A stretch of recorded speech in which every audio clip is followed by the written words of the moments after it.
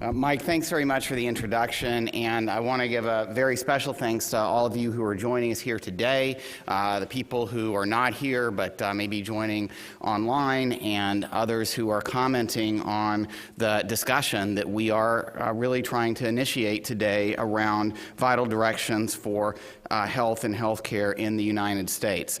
As you heard from Michael, this effort is a reflection of the work of more than 100 contributors who have different views on a number of health policy issues, important health policy issues, but also have a shared commitment to make progress. And in the vital directions, you will see a lot of specific directions for things where we could come together and make recommendations, chart a path forward on some very critical issues in health and healthcare.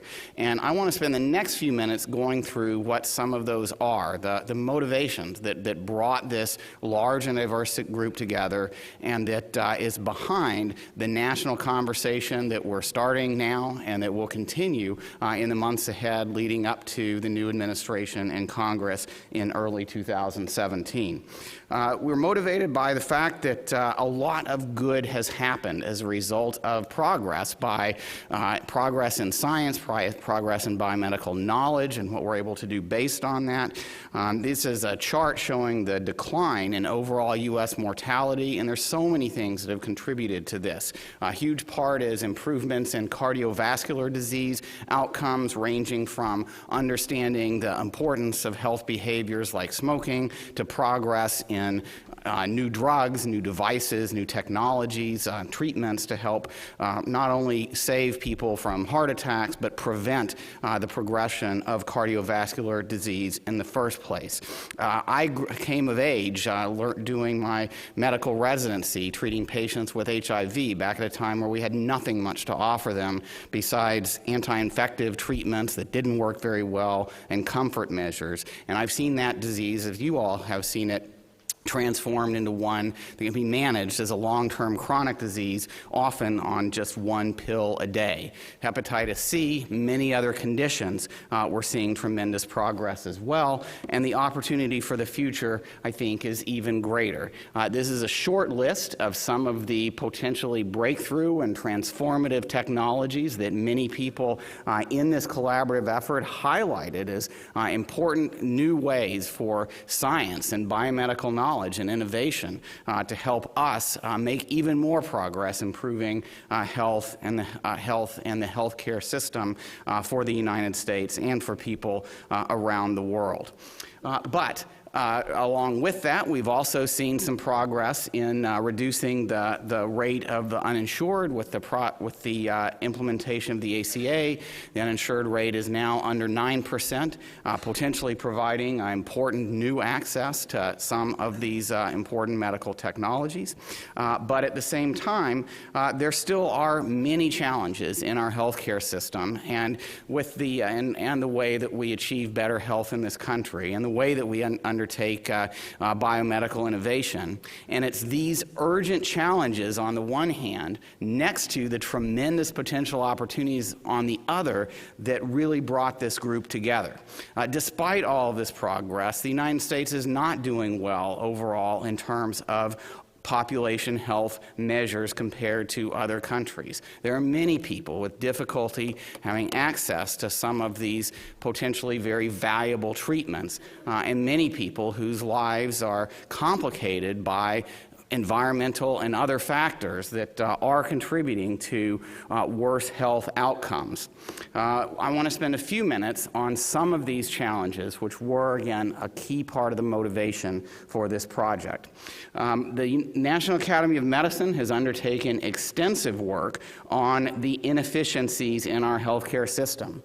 So costs are higher, coverage costs are higher, costs of treatments, and costs of gaining access to these improving medical technologies are challenged by a wide range of inefficiencies in our healthcare system. And while these numbers of $750 billion, or 30% or more of our healthcare system came from 2013, the group that came together identified many of these continuing challenges, as well as a number of approaches to try to address them, to have a healthcare system that can work more efficiently to getting the right treatment to the right patient and to do it at the lowest possible cost. This is important because our burden of chronic disease is getting larger, not smaller. Over half of Americans have one or more chronic conditions, and these conditions account now for 86% of healthcare spending. And for a healthcare delivery system that has historically been focused on treating specific problems and complications when they occur, rather than getting in front of them with an emphasis on prevention, disease modification, and more effective preventive-oriented treatment, we are still facing some real challenges and opportunities for avoided costs and better health outcomes. Perhaps nowhere is this clearer than in the area of mental disorders, which are often overlooked or poorly managed if they're managed at all, despite this being a set of conditions, at least in milder forms, that are experienced by a large part of the U.S. population, despite the high cost of poor treatment and worse than possible outcomes for people with serious mental illnesses.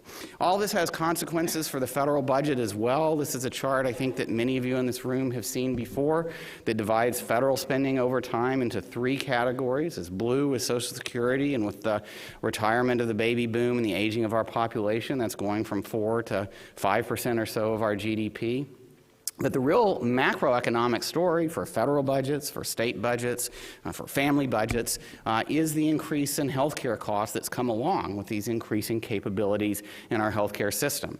In the case of the federal government, that means going from about 1% of GDP on Medicare and Medicaid in the mid-1970s up to around 5% today, with Medicare, Medicaid, and the ACA subsidies involved, and on track because of demographics, increased numbers of people in the programs, and even under these conservative assumptions reflected by the CBO, according to many, the cost growth may even be higher with better treatments coming along, significant increases in cost per person still on the horizon.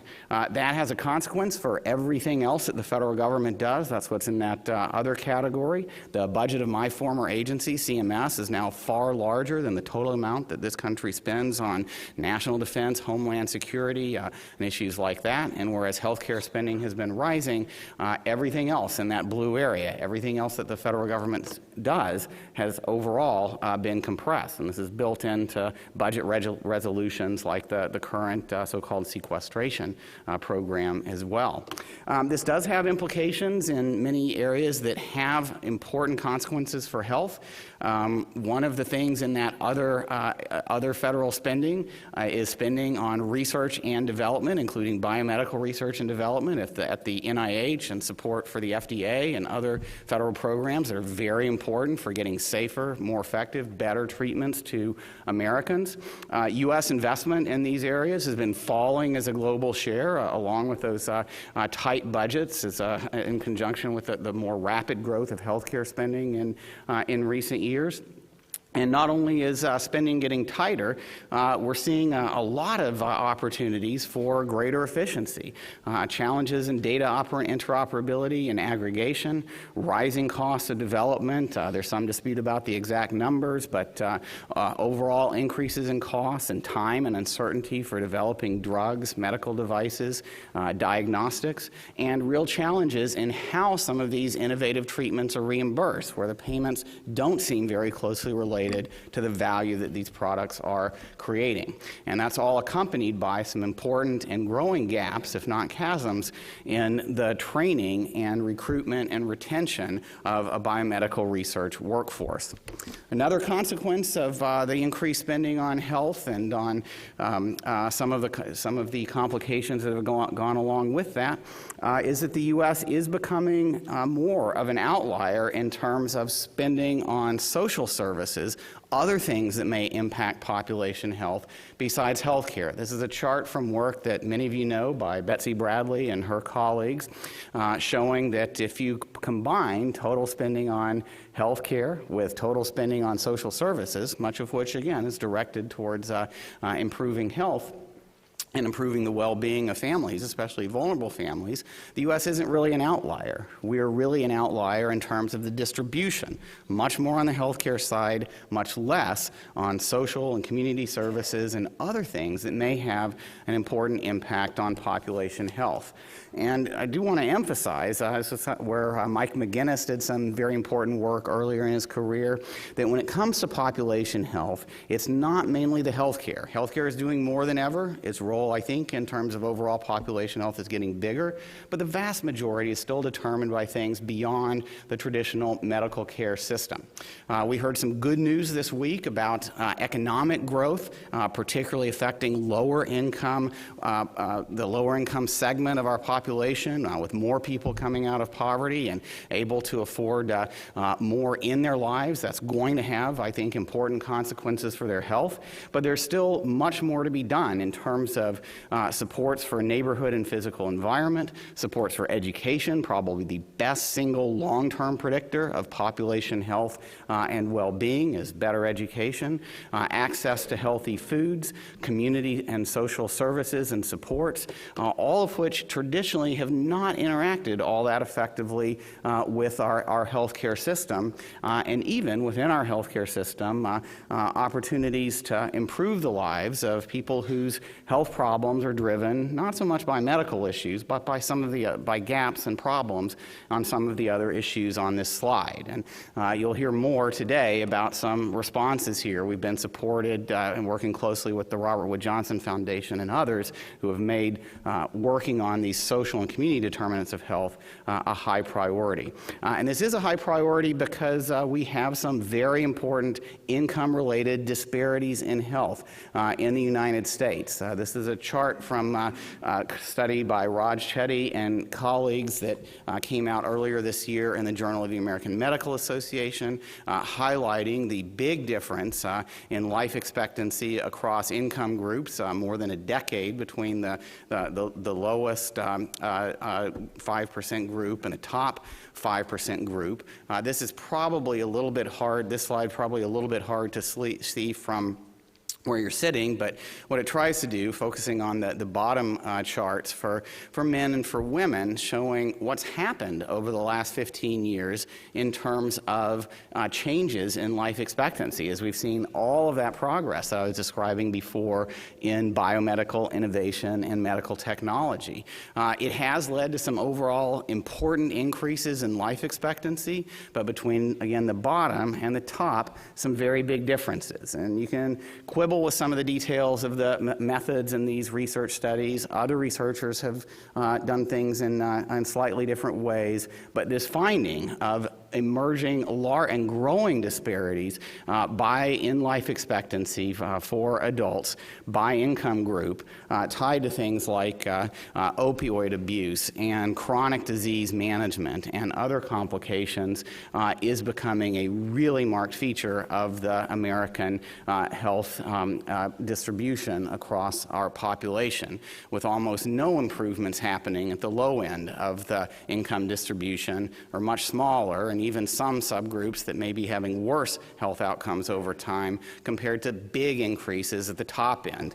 As Howard Bauchner, the editor of the Journal of the American Medical Association, has noted, if you're in the very top of the income distribution in the United States, at age 40, you probably have about the highest life expectancy in the world, but that is definitely not shared across the distribution. So these are some urgent problems when it comes to better health, higher value health care, and stronger science and innovation. The group came together with a lot of optimism, some concerns, but a lot of optimism that we can do more to address these problems in ways that are nonpartisan, in ways that have strong evidence support behind them. And that's why we're here today. This next step in what we intend to be a longer-term engagement in the National Academy of Medicine, helping to make progress on improving health, improving higher value healthcare and stronger science and innovation. And now I'd like to turn to Victor Zhao, the president of the National Academy of Medicine, to talk about how the VitalDirections project is going about doing that. Victor?